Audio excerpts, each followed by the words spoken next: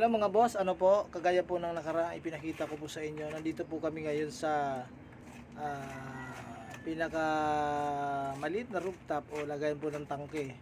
Yung nagbabara po, yung tumutulo doon sa mula sa third floor hanggang second floor. Yung mga nakaraan dito po, ayan.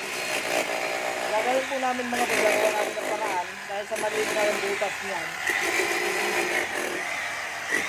Didos po yung PVC niya ay nagkaroon pa ng basura ng dumi.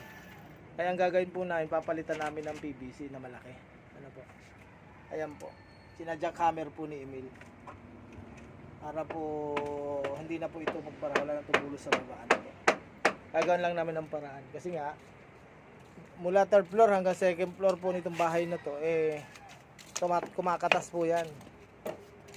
Nabasa yung mga cabinet nila. Ayan po, kasi maliit po yung tubo niya. Ayan.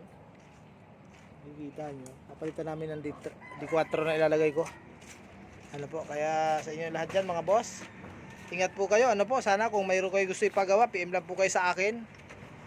At panoorin nyo po sana YouTube channel ko mga boss. Kung man ang gusto nyo ipagawa, gagawa natin ng paraan para maayos po. Sige po, salamat po sa inyo. Ingat po kayo. Bye-bye.